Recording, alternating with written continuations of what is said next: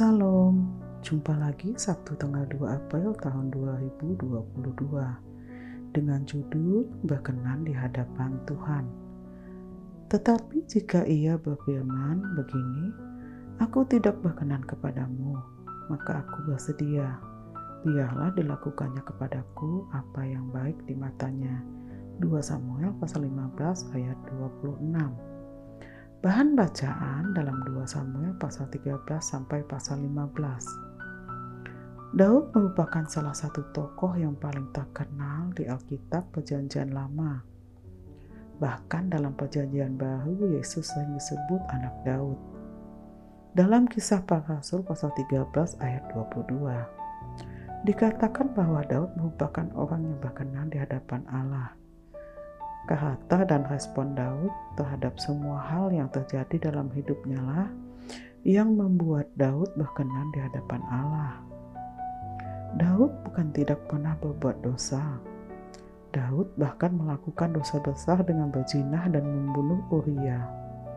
Tetapi ketika Allah menegur Daud lewat Nabi Nathan, respon Daudlah yang menentukan perkenanan Allah untuk Daud. Dalam bahan bacaan kita ini, pemberontakan terjadi di Yerusalem yang dilakukan oleh Absalom, anak Daud. Masalah besar ini membuat Daud harus menyingkir dari Yerusalem dan harus mengungsi ke Yordan. Hal ini membuat Daud sangat sedih dan menangis dengan suara nyaring. Tetapi sekalipun dalam keadaan sedih dan tertekan, respon Daud dalam menghadapi masalah menentukan perkenanan Tuhan dalam hidup Daud. Daud memilih untuk berserah sepenuhnya kepada Tuhan tentang nasibnya.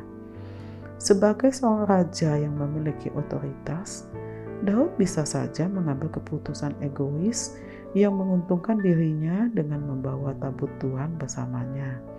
Tetapi Daud meminta perkenanan Tuhan. Jika memang Tuhan berkenan, biarlah Tuhan yang memberi kesempatan kepada Daud untuk melihat kembali tabut Tuhan di rumah Tuhan di Yerusalem.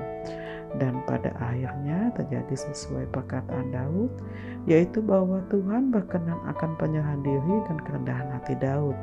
Biarlah kita seperti Daud dalam menghadapi semua permasalahan hidup kita. Penyerahan diri dan kerendahan hati dalam menghadapi masalah membuat Tuhan berkenan dalam hidup kita. Biarlah lewat setiap badai masalah kita, semua dapat mengambil keputusan yang benar dengan berserah penuh bahwa Tuhan pasti menolong kita. Penyerahan diri secara total membuat kita berkenan di hadapannya. Refleksi. 1. Apa yang kita lakukan dalam menghadapi setiap masalah dalam hidup kita? 2. Sudahkah kita berserah penuh kepada Tuhan dalam melewati semua hal dalam hidup kita? Power statement. Tujuan kekristenan adalah berkenan di hadapan Tuhan. Mari kita berdoa. Bapa kami dalam surga, sekarang kami menyadari bahwa Engkau menginginkan kami untuk berserah penuh dalam Engkau untuk setiap kehidupan kami. Biarlah Engkau berkenan akan penyerahan diri kami, dan biarlah kami berserah penuh selalu di dalam Engkau. Amin.